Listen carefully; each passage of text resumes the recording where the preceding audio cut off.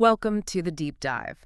We're here to help you navigate complex sources and, well, really get to the heart of things. Today we're jumping into something pretty special. Ancient wisdom from the Sutta Pitaka.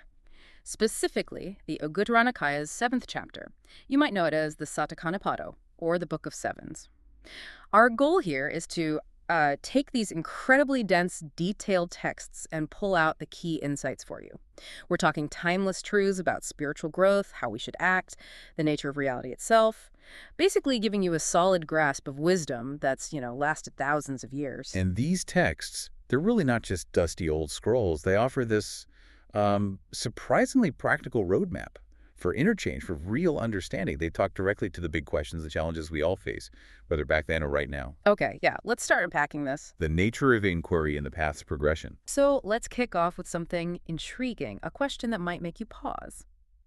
Why do some really big questions, fundamental questions about existence, just go unanswered in these teachings? There's a text, the Abhyakkatavattu Sutta, that dives right into this. Right. It's not about being cagey. Questions like, does the Tathagata, the fully awakened one, exist after death? Or does he not exist after death? Things like that. They're deliberately left unanswered. And the crucial thing is why. The Buddha pointed out these questions themselves come from, well, things like views are fixed ideas, right? Diṭṭhi, yeah. Exactly.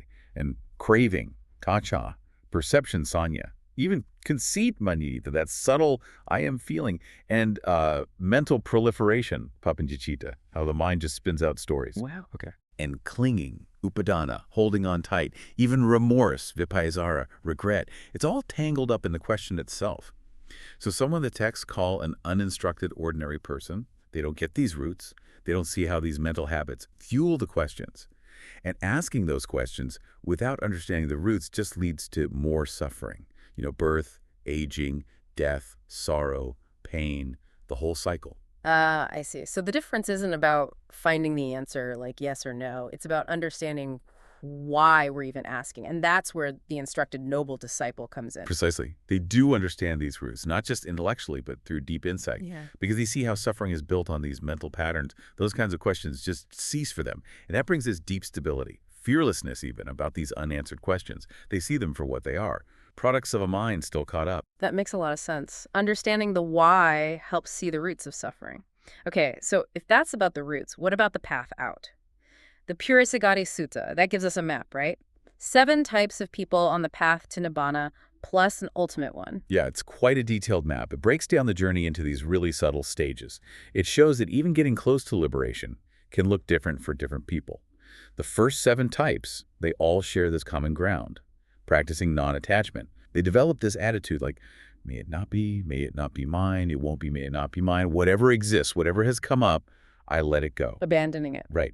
They reach this deep equanimity, not attached to future becoming or existence. They get a glimpse of that supreme, peaceful state. But the text is clear. It's not fully realized yet. They haven't totally let go of conceit or craving for becoming or ignorance, but they have gotten rid of the 5 lower fetters. Those core attachments like self-view and doubt. Exactly. The things that bind you to lower realms. Now, the sutta uses these really vivid images, like sparks flying off hot iron, to show the differences between these 7. It points to how much subtle stuff might remain and the effort needed. First, there's the Anguttara. They reach Nibbāna in between, like a spark that flies up and just, poof, dies out midair before hitting anything. Suggests very little left to deal with. Okay. Then the Upahakaparinibbāyi, upon striking, like a spark hitting something before it dies out, maybe implying some interaction or final push needed. The third one is described like a spark that flies up and dies without even touching the ground. Interesting. Yeah, and then, confusingly perhaps, the source uses the same name, Upahakaparinibbāyi, for the 4th type. But the analogy is different. A spark that dies after hitting the ground, highlighting these subtle variations in how cessation happens. Then number 5. Asakawaparibbāyi. Nibbāna, without effort, like a spark landing on just a small pile of grass, burns it up quickly and dies from lack of fuel. Less struggle at the very end. Easier finish. Kind of. Compared to the 6th, the Sattakanipāta, Nibbāna with effort. Same idea, but the spark falls on a big pile of grass or wood, burns it all up, then dies out. Implies more effort, maybe a longer process right at the finish line. Okay, I see the distinction. And the 7th is the Udasoto Akani Hagami, the upstream goer, reaching the highest realm, This is like a spark landing on a huge pile, burning up a massive area like a forest fire, And it only dies out when it hits some natural boundary. Suggests a longer journey through higher states before the final end. Wow, quite the journey for that one. But then there's the eighth, the ultimate type. It stands apart. Anguttara Nibbāna, Nibbāna without clinging. This person has completely, totally abandoned all conceit, all craving for becoming, all ignorance, full liberation right here, right now in this life. It's called Cittavimmutti Panyavimmutti, liberation of mind, liberation by wisdom. That's the peak. Complete freedom achieved in this very life beyond those other 7 stages. Qualities of the truly liberated and tangible benefit. That's an incredibly detailed map of the path. But how is this profound liberation actually recognized, especially, by beings maybe beyond our everyday sight? The Tisabhama Sutta that touches on this, right, even involves non-human beings. It does. It starts with these 2 deities, heavenly beings, visiting the Buddha, and they're praising some liberated bhikkhunis, female monastics. Later, Mahamoggallana, one of the Buddha's chief disciples, actually travels all the way to a Brahma world, a high heavenly realm, to ask Tisabhama, a high deity there, which devas actually know how to spot true liberation. So he went straight to the source, in a way. Pretty much. And Tisabhama's answer is really revealing. He says it's not just any Brahmadeva. It's specifically those who aren't just satisfied with their own long lives, their beauty, happiness, fame, power up there. Even in heaven, they're not content. The insightful ones aren't, no.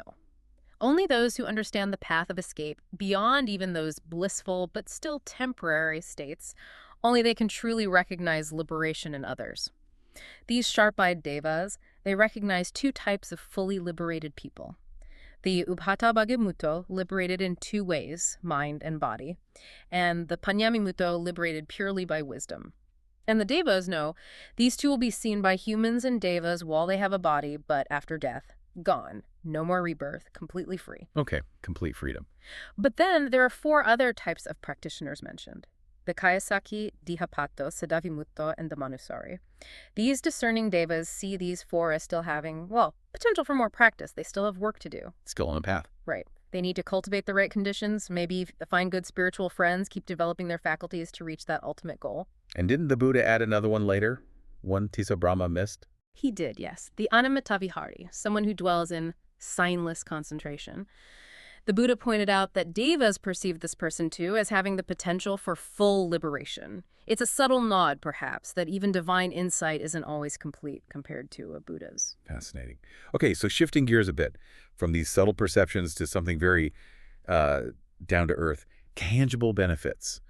The Sihasanapati Sutta that talks about the immediate results of generosity, right, which might be surprising. Very surprising for some, maybe. Siha, he was a general, comes to the Buddha and asks a really practical question. Can you point out the results of giving that we can see right here, right now? Tangible results. So the Buddha asks Siha to compare 2 kinds of people.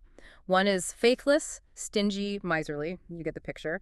The other is faithful, generous, a giver. Okay, clear contrast. Then the Buddha lists 7 specific benefits the generous, faithful person gets compared to the other. And the first 6 are pretty amazing for their immediacy. 1. Enlightened ones, arahants, feel compassion for them first. 2. Arhants visit them first. 3. Arahants accept offerings from them first. 4. Arahants teach the Dhamma, the teachings, to them first. Wow. Direct access, in a way. Seems like it. 5. A good reputation spreads about them. And 6. They can walk into any group, kings, priests, householders, monks, anyone with confidence. No embarrassment. Generosity builds this deep social trust and respect. That makes sense. Immediate social capital, almost. You could say that. And the 7th benefit is the big one. After death, they're reborn in a good place, a heavenly world. Now, Sihai himself said, yeah, the first 6, I see that myself. But the 7th, he had to take the Buddha's word for it, and the Buddha confirmed it firmly. Yes, that happens. So generosity isn't just about some future reward. It pays off now. That's the message. Real, observable benefits in this life, plus the future one. That's powerful. And speaking of true qualities, the Arakaya Sutta. This talks about the Buddha's unprotectable qualities, things he just didn't need to hide. Exactly. It's a statement about complete integrity, total purity. There were 4 things the Buddha had absolutely no need to guard or conceal because they were perfect. 1, his physical actions, perfect bodily conduct, nothing to hide there. 2, his speech, perfect verbal conduct, no hidden misspoken words. 3, his thoughts, perfect mental conduct, No hidden ill will or wrong ideas. And 4, his livelihood. Perfectly pure. No shady dealings he needed to keep secret. Complete transparency because there's nothing to hide. Precisely. And beyond that, he said there were 3 things for which he was without reproach, meaning nobody could rightly accuse him otherwise. First, his Dhamma, his teaching, was perfectly proclaimed. Clear, complete. Second, the path to Nibbāna he taught his disciples actually worked. It was perfectly laid out. It enabled them to get liberated. And third, the proof. Many hundreds of his disciples had already achieved that liberation. The results spoke for themselves. That's the ultimate validation. Sustaining the Dhamma and overcoming obstacles to practice. That paints such a clear picture of authenticity. An unblemished teacher. Verifiable results. But, how does a teaching like that, a Dhamma, actually last? How does it endure after the founder is gone? The Kimbala Sutta talks about this, doesn't it? It does, directly. The Buddha explained that the true Dhamma starts to decline after a Tathagata passes away, mainly because of a lack of respect, a lack of reverence. And this lack applies across 7 key areas. Respect for the teacher himself, for the teachings, for the Sangha, the community, for the training, practices and precepts, for concentration, meditation, for diligence, heedfulness, being mindful, and even for hospitality or cordiality within the community itself. So it's not just about the ideas, but how the community holds them. Exactly. Conversely, the Dhamma lasts, it flourishes, when there is respect and reverence for those same 7 pillars. It really highlights how crucial the community's attitude and behavior are for keeping the teachings alive and authentic. It's a shared responsibility. That's a really important point about the social side of preserving wisdom. Okay, shifting from the group back to the individual. What about practical stuff, like things practitioners struggle with, say, just getting sleepy during meditation? The Pakkalana Sutta has some surprisingly specific tips for that, right? Oh, absolutely. Very specific. The sutta actually starts with this amazing scene. The Buddha just instantly appears right in front of Mahamoggallana, who's nodding off, really fighting drowsiness. Talk about direct intervention. Right. And the Buddha gives him 8 practical step-by-step methods to beat it. First, just don't pay attention to whatever thought or perception is making you drowsy. Shift focus. Second, mentally go over the Dhamma you've learned. Ponder it. Third, if that's not enough, recite the Dhamma out loud in detail. Get the mind active. Exactly. Fourth, rub your earlobes, massage your arms and legs, physical stimulation. Fifth, get up. Splash water on your eyes, look around, maybe look at the stars outside, change the scene. Sixth, cultivate the perception of light. Imagine it's broad daylight. Keep the mind feeling open and bright. Seventh, do some walking meditation. Walk back and forth. Keep your senses pulled in, mind focused inward. And eighth, if none of that works, lie down. But specifically on your right side, 1 foot on the other, stay mindful and aware and make the intention to get up quickly. Don't just give in to the comfort of sleep. Wow, that's a whole toolkit. It really is. And the Buddha added more advice in that sutta too.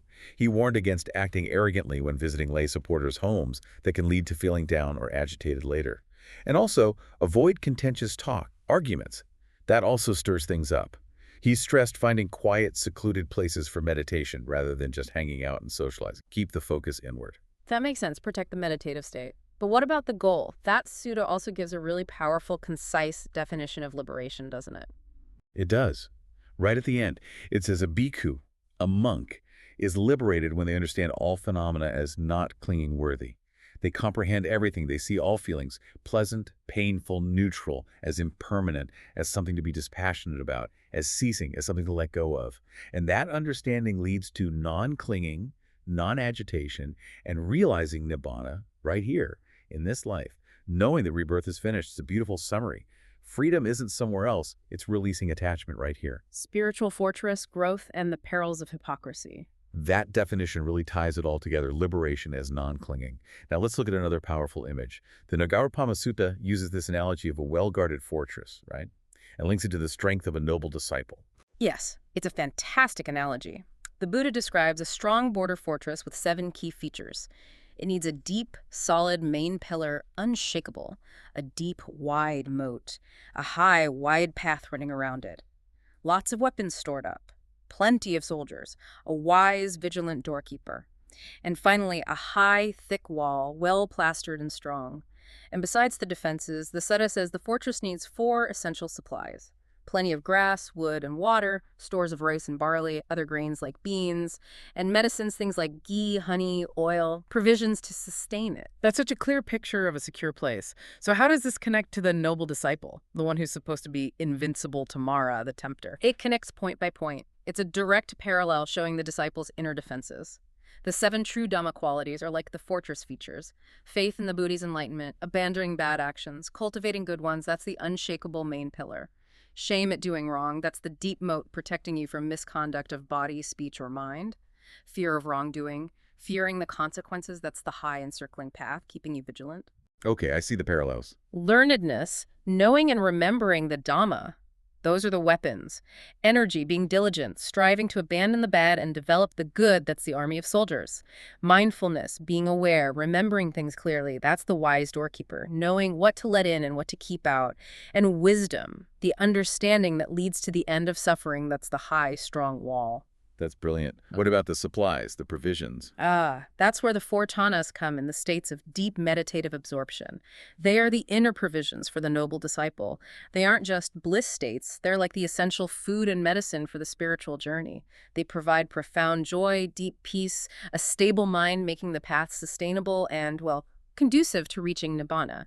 You have the first jhana with its initial thought and rapture, the second with internal stillness and unification, the third with equanimity and pleasant abiding, and the fourth, beyond pleasure and pain, with pure, clear mindfulness. These states nourish the practice. A complete system, defenses and sustenance. Beautiful. And sticking with analogies, there's another lovely one in the Tathagata Sutta, comparing spiritual growth to a divine tree blossoming. Yes, the Parichadaka tree in the Tavatisa heaven, it goes through this cycle. First, its leaves turn yellow, then new leaves sprout, then buds form, then clusters of flowers appear, then the buds start to open, and finally, it bursts into full bloom. And when it's in full bloom, the devas, the gods, celebrate around it for 4 whole months. The tree glows with light and fills the air with fragrance for miles around. A divine spectacle. And the parallel to the disciple. It's quite direct. Deciding to leave home life and renounce, that's like the yellowing leaves, actually going forth, becoming a monastic like the new leaves sprouting, attaining the first jhana like the buds forming, second jhana like flower clusters, third jhana like the opening buds, fourth jhana like the fully open flowers, and achieving full liberation, becoming an arahant, that's the tree in magnificent full bloom. And what's really striking is the impact. The sutta says the sand or the resonance of that disciple achieving liberation travels upwards through all the heavenly realms. From the devas living on earth right up to the highest Brahma worlds, it underlines just how significant, how cosmically important attaining liberation is. That's incredible. From that sublime image to, well, something much starker. A serious warning. The Aigakkanzopama Sutta, the Mass of Fire Sutta, that one sounds intense. It is intense. The Buddha asks his monks a very provocative question. What's better? To embrace a huge, blazing mass of fire or to embrace a beautiful, soft, tender princess? Okay.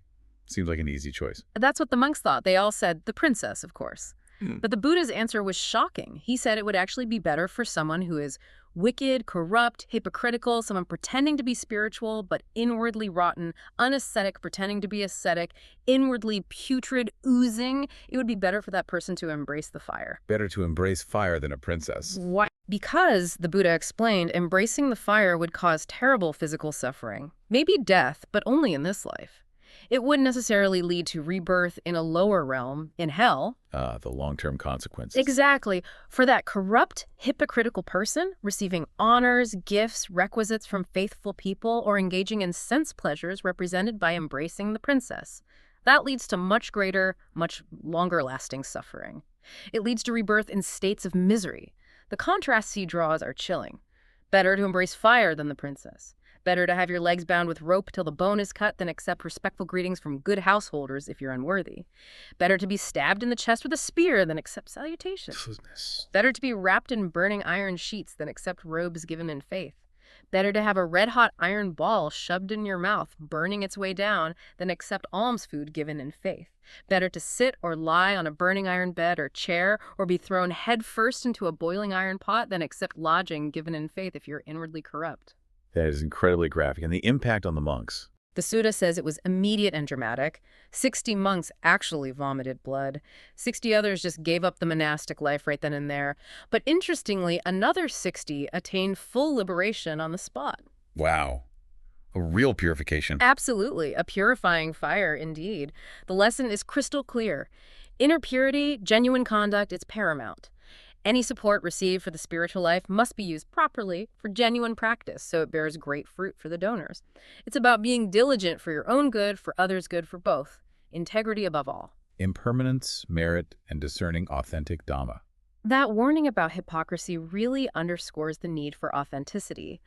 And when you think about how fleeting everything is, even things that seem permanent, that need becomes even more urgent.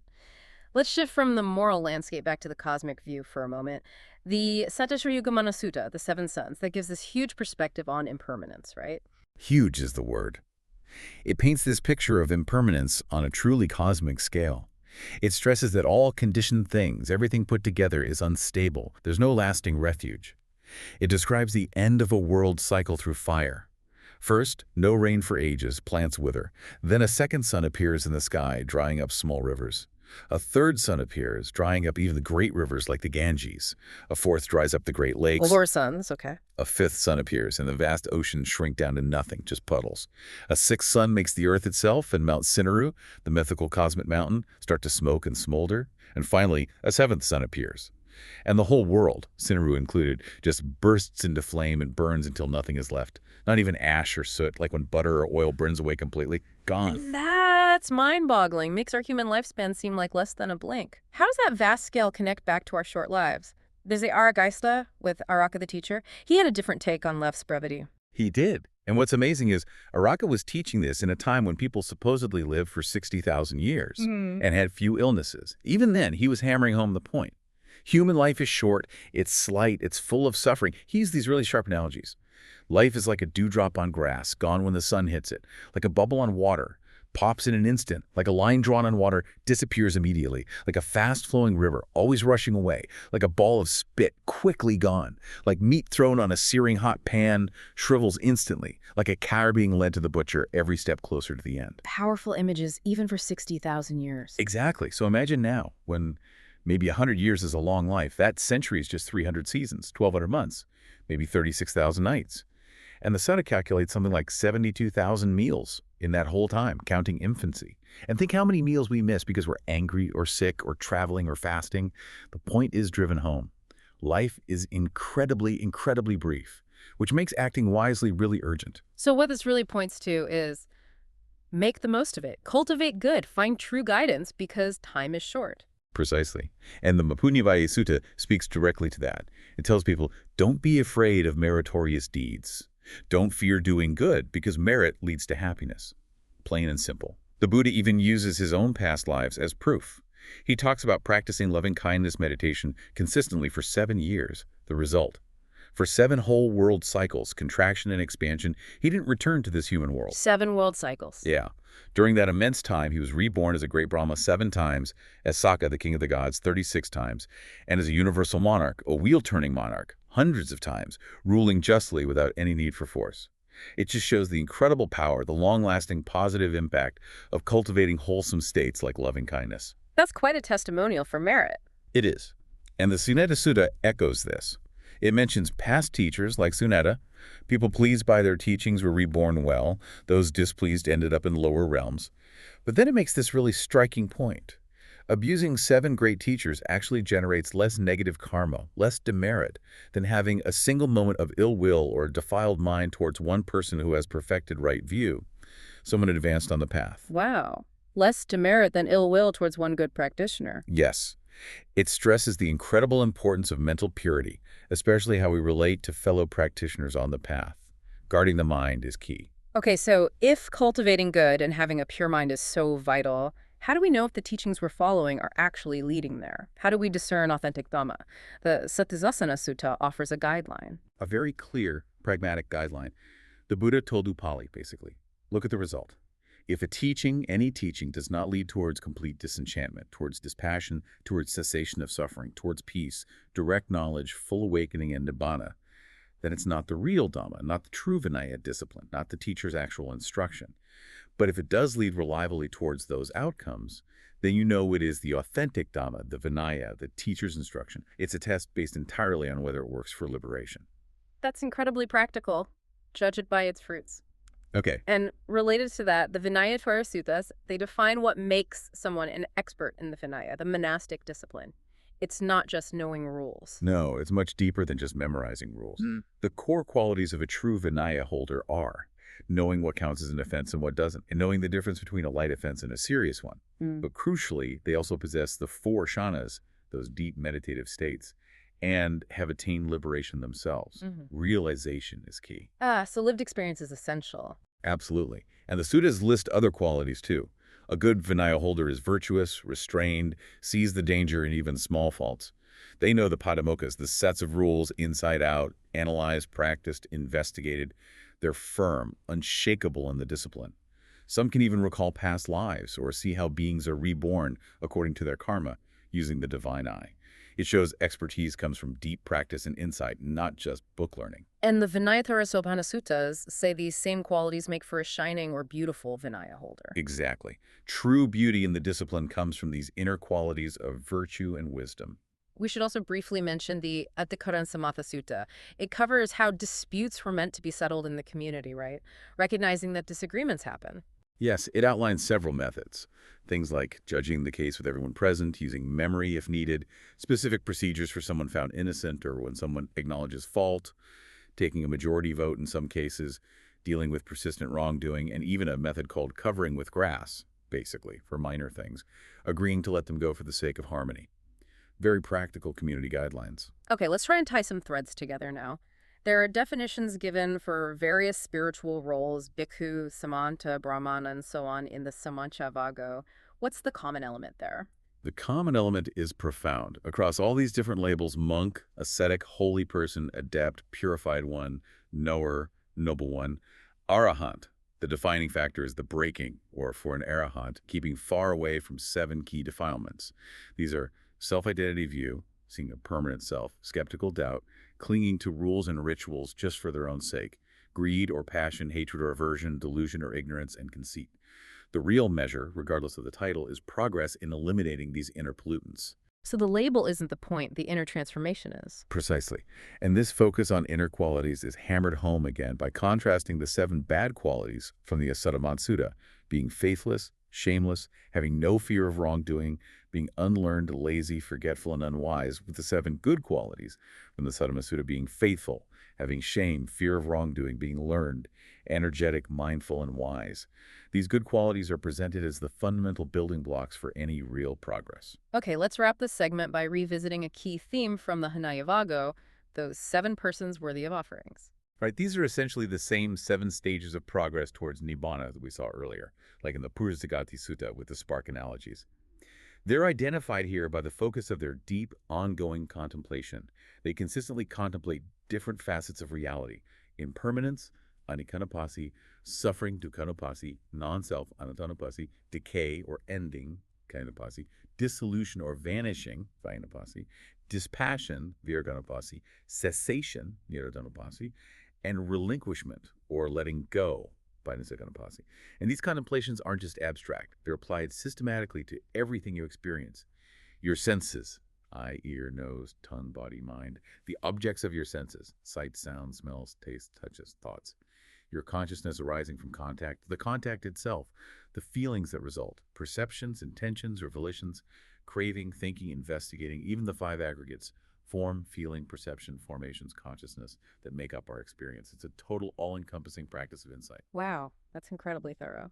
It is. And related to this, the Ragadipayala Suttas show how developing specific sets of 7 factors leads directly to knowing, understanding, and abandoning various defilements, things like greed, hatred, delusion, anger, jealousy, conceit, heedlessness. The factors mentioned include things like the 7 factors of awakening, mindfulness, investigation, energy, joy, tranquility, concentration, equanimity, and also cultivating specific perceptions, like seeing impermanence, non-self, unattractiveness, danger, and the cessation of phenomena. It's a very structured path to freedom. Outro. Well, this deep dive has really covered a lot of ground, hasn't it? I mean, from why some big questions go unanswered, all the way to the subtle stages of liberation, the sheer scale of impermanence, the real-world benefits of just being generous, and these incredibly detailed roadmaps for practice. Absolutely. And what really strikes me again and again is that these ancient texts, they aren't just, interesting history. They offer these incredibly sharp psychological insights and really practical methods for finding inner peace, finding freedom, that are just as relevant now as they were then. The core message, really, running through all of it, is about seeing reality clearly, understanding it deeply, and letting go of what actually causes us to suffer. Yeah, this deep dive really shows that the path to liberation, it isn't some vague abstract idea. It's grounded in very specific ways of training the mind, specific ways of understanding what truly matters, in our day-to-day lives. And that brings up a really important question for all of us, doesn't it? Mm. In our own lives, as we try to learn and grow and find well-being, where do we actually place our trust? What are the fundamental qualities we're really trying to cultivate inside ourselves? That's a great question to leave people with. We really encourage you to mull over these ideas. Think about how even, small things, a moment of mindfulness, an act of generosity, showing respect, like these texts outline how they might actually contribute to your own path towards wisdom and hopefully happiness. Thank you so much for joining us on this deep dive today.